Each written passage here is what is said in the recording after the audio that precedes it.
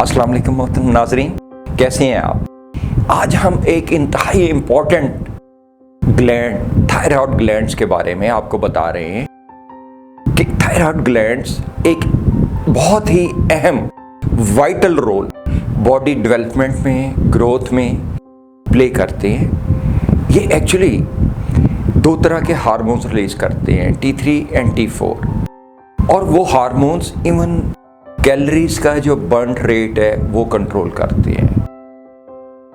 By controlling calories burn rate, वो आपके मोटापे और कभी स्लो करते हैं, कभी तेज़ रिलीज करते हैं, जिससे कि आपका मोटापा और आपका जिस्म सारा कंट्रोल होता है। यहाँ तक कि आपका internal temperature, growth of skin, hair, nail, everything is controlled by that way.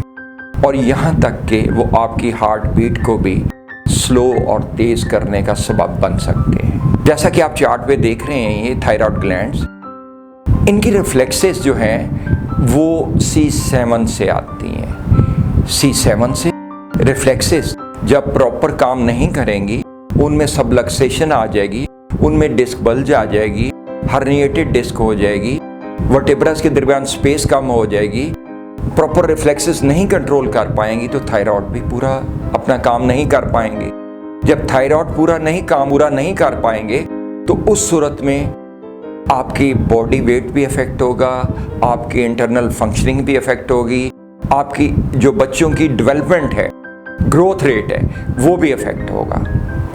और अगर इसको दुरुस्त कर दिया जाए तो इंशाल्लाह बहुत आसानी से, बहुत आसान तरीके से, without medicine and surgery, in reflexes को कंट्रोल करके, इनको ठीक करके, हम तमाम जो इसके बॉडी फंक्शंस हैं, ग्रोथ रेट से लेके बालों की ग्रोथ तक का और नेल्स की ग्रोथ तक, सबको कंट्रोल कर सकते हैं। मेरे पास आजकल एक बच्ची, 23 साल की बच्ची आ रही है, जो 5 साल से सिर्फ इस बीमारी का शिकार होने की वजह से इंतहाई मोटापे का इलाज और 5 साल से दवाइयाँ ले लेके मोटापे का शिकार हो गई है। तो अल्लाह करम करने वाला है, अल्लाह ताला शफा देने वाला है। तो मैं ये कह रहा था कि इन ग्लैंड्स की प्रॉपर केयर और इनकी प्रॉपर रिफ्लेक्सोलॉजी ट्रीटमेंट, अगर रिफ्लेक्सेस जहाँ से कंट्रोल होती हैं वहाँ से आप इसको थोड़ा सा केयर करेंगे तो इंशाल्लाह कभी ये प्रॉब्लम नहीं आएगा।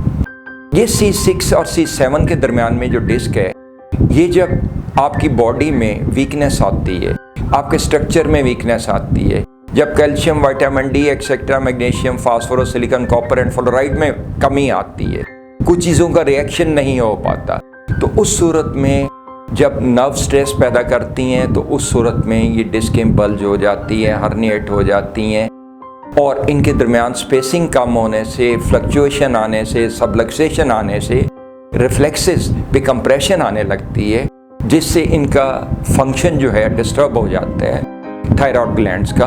और उसको हम कायरोप्रैक्टिक तरीके में बगैर दवाइयों और बगैर सर्जरी के इलाज करते हैं।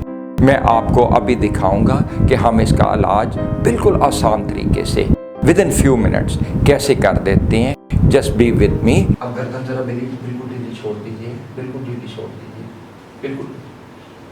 बॉडी नहीं मूव करनी, बॉडी सेंटर में रखनी है, बिल्कुल आहिस्ते, बस।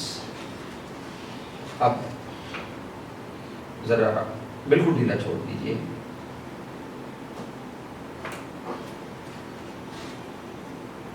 उसकी एडजस्टमेंट करेंगे आप। ज़रा इसको ख़ास जाविये पे मैंने लाना है, इसको ज़रा प्लीज़ ऐसे मूवमेंट दीजिएगा, बिल्कुल बिल्कुल ढीला छोड़ दीजिएगा गर्दन, बस बस बस इतना, बिल्कुल ढीला इस तरफ भी छोड़ दीजिएगा, बिल्कुल इस तरह, बस।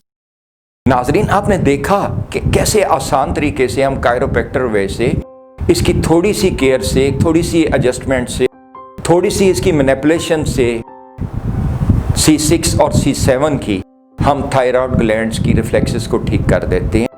आपके बाजू, आपके कंधे, वो भी रिलैक्स कर जाते हैं, आपके थायराइड ग्लैंड्स की फंक्शनिंग भी ठीक हो जाती है, और आप इन बीमारियों से बच जाते हैं जिनका आप लंबे अरसे तक शिकार रह सकते हैं। अब जावेद मिर्ज़ा को अगले प्रोग्राम तक के लिए इजाज़त दीजिए। अल्लाह ताला आपका, आपकी फैमिली का और आपकी सेहत का निगहबान हो।